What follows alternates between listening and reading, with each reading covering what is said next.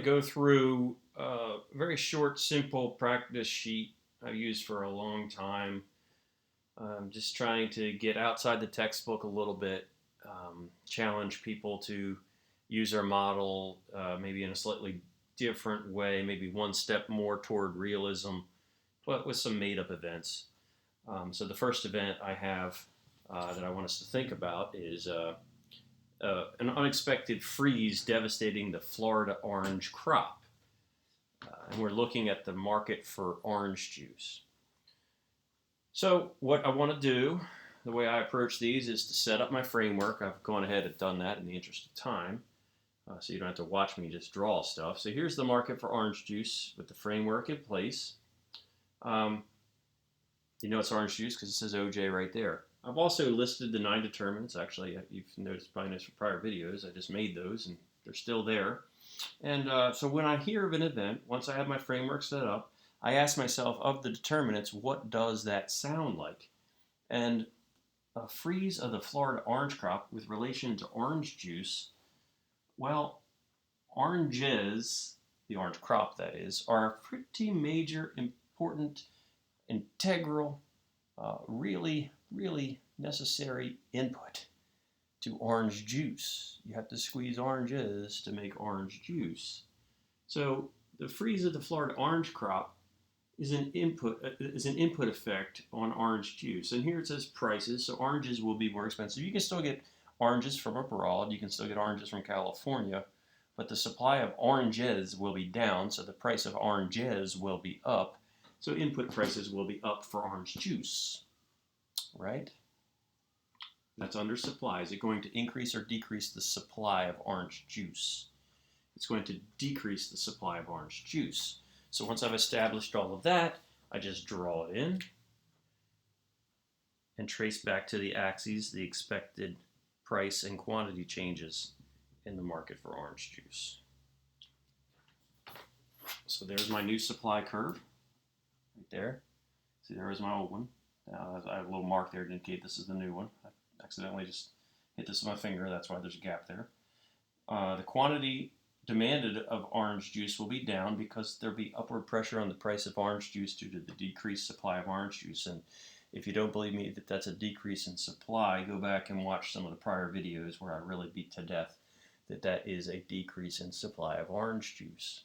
And at the end of this sheet, I ask about the people because it's always nice. I mean, the purpose of doing a social science is to see how it affects society or people, right? So let's think about that. How does this treat the consumer of orange juice? Not so well, right? It's higher prices for orange juice, so that's not good. How about the people who squeeze oranges for a living or harvest oranges for a living? Now, if you're in Florida, obviously you're bad off. But if you squeeze oranges to turn them into orange juice, even if you are in a different state and you bring them up from Florida or in from California or whatever, because of the higher price of orange juice, what you do as a laborer is not going to be as necessary. There's not going to be as much orange juice made. So this is bad for the workers who make orange juice for a living. And that's important to think about. That's really what these outcomes are about. The whole thing is about people. So that's orange juice. Then the second one I copied and pasted the same prompt, Florida orange crop freeze. But notice I relabeled the framework there with cranberry juice. Cranberry juice. Why am I asking about cranberry juice if the orange crop is freezing? What's this have to do with orange crop freezing and cranberry juice? Well, we just explored what the orange crop freezing will do, or what we could expect it to do to orange juice. Is there a relationship between orange juice and cranberry juice? Sure. They're both sources of vitamin C, beverages that we might have with our breakfast, or beverages we might mix with our vodka to have either a screwdriver or a Cape Cod. Now, if you mix them together, a screwdriver with cranberry juice in it, that's called a madras, in which case you could argue they're complements. I don't really like to drink that much, but I do try to make these videos just a touch, just a wee bit, a little bit interesting. My point is that these are substitutes. You could have either one to drink when you're looking for a glass of juice to drink. since they're substitutes, we can think about our 9 determinants up here and see that we're talking about related goods, right? And it's under demand. So we're talking about the demand for cranberry juice, and they're substitutes. You could have either one of them if you wanted some slightly tart source of vitamin C to drink, and the price of orange juice is going to go up. Might that have an effect in this cranberry juice market? They're substitutes, it's under demand.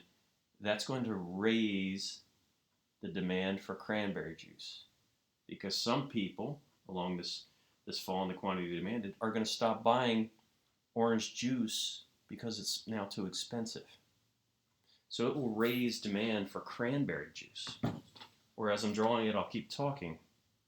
In the grocery store, some people are going over to the aisle to buy orange juice, and they're saying, man, orange juice is expensive today. No orange juice is on sale. I don't like the price of orange juice, and I'm going to go check out the cranberry juice. And they're going to shift over and go buy cranberry juice. They could and does happen, even if they didn't read the news about the freeze of the Florida orange crop and they have no idea why this is happening in their lives. It's just happening. So that raises demand for cranberry juice and pushes up on the price of cranberry juice. What does that mean for the consumers of cranberry juice? Skipping ahead. That's bad news for the consumers of cranberry juice. There could be people who always drank cranberry juice. That's all they ever drank. They could have something against oranges or orange juice. They could have had a bad experience with orange juice. You know, orange juice, if you've seen Hot Tub Time Machine, orange juice killed my father. I hate orange juice. I never want anything to do with orange juice. I think it was called the Pizza Palace. I've always been a cranberry juice drinker. I love cranberry juice. I hate oranges. I hate anything orange. I don't want anything to do with orange juice. Never did. And look, if that's you, you're still affected by the freeze of the Florida orange crop. That's just the rippling nature of markets. How about the workers who are standing around in those Ocean Spray commercials in the cranberry bogs doing whatever they're doing when they're standing there in those things, in their hip boots or chest waders? How does that affect them? That's good. They have more work to do because the quantity supplied of cranberry juice is going to be up to meet that higher level of demand. So people who squeeze cranberries or do whatever they do to cranberries, they're going to be more necessary. They're going to get more hours, maybe overtime, maybe pay raises. They're not going to get laid off. They're necessary. The cranberry juice industry is looking at price times quantity, greater total revenue. Because price times quantity is always total revenue. Used to be this smaller rectangle here. Now it's this bigger rectangle here. So this is a fairly common theme. When there are losers in economics, there tend to be some winners somewhere because of the nature of the interaction of markets. Now, the destruction of a resource like the Florida orange crop is really always going to be net negative, because here the workers were worse off, here the consumers were worse off, here the consumers were worse off, here the workers were better off. So it's 3-to-1 frowns to smiles because it's this destruction of a resource. That should be no surprise. But every dark cloud has a silver lining. So there's the one upside to all of this, is that these workers are made better off. So that's orange juice and cranberry juice.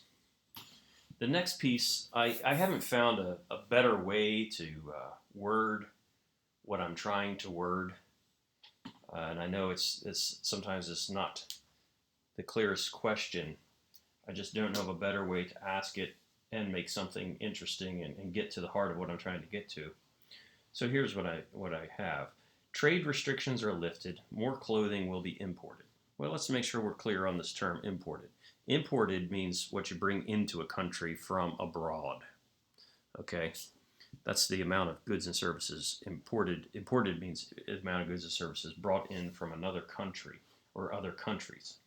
These are our imports. And exports are the goods that a country or services a country sells abroad from within their borders out. Those are exports. Oxford shirts are what I typically wear, except Now, when I'm confined to home, I'm wearing these, I think they're called pointed shirts. But Oxford shirts are just buttoned down, typically dress shirts. Okay. If trade restrictions are lifted and more clothing will be imported, what I'm getting at here is that in our typical supply and demand framework, before this event has happened, the supply and demand are the domestic uh, sellers and consumers, respectively.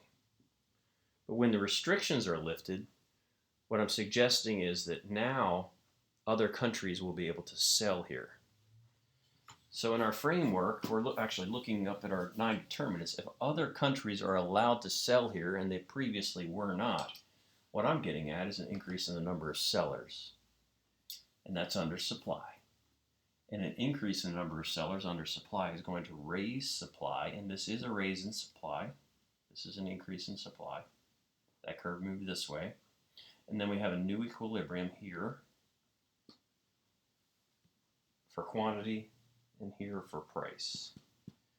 And let me pause there and say, this is why we tend to like free trade. Remember, when we looked at the gains from trade, we saw we can get more stuff in the world when we specialize in trade, or when we let countries make goods and services where they have comparative advantage. They give up less to make it. We as a whole give up less to make it when we specialize in where we have comparative advantage.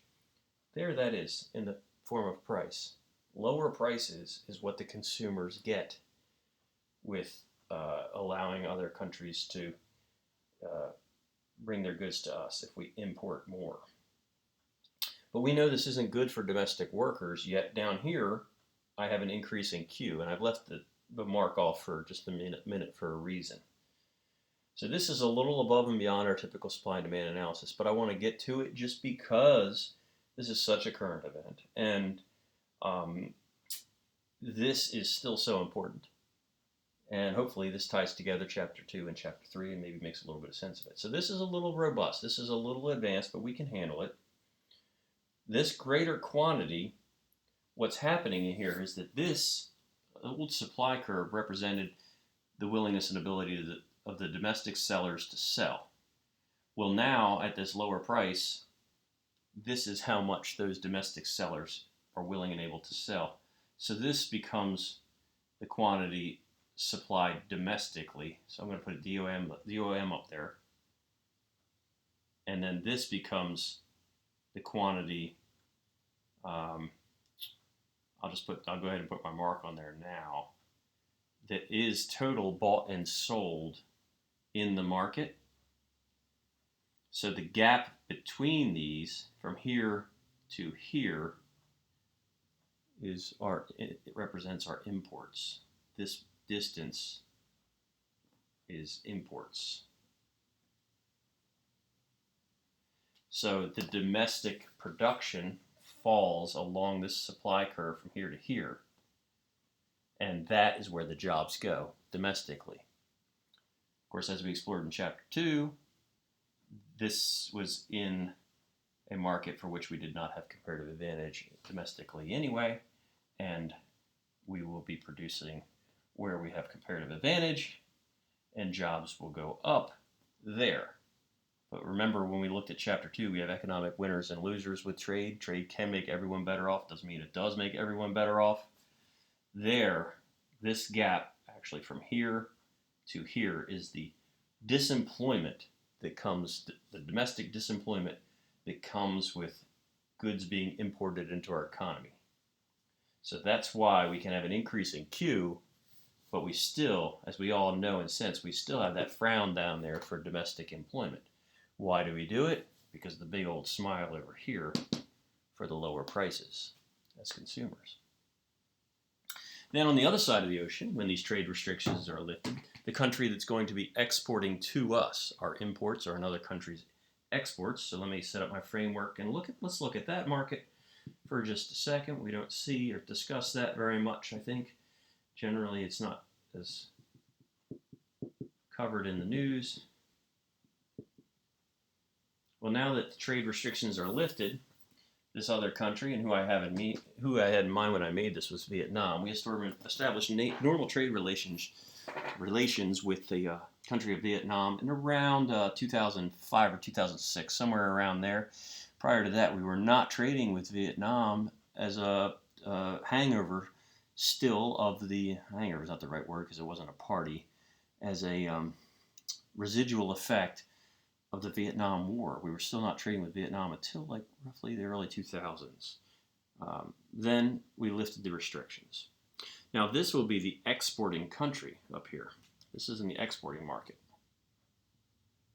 So when they were allowed to start selling the good that they had comparative advantage in the production of, say the United States, when they were allowed to, when the restrictions were lifted, they had access to about 300 million buyers with money in their pockets.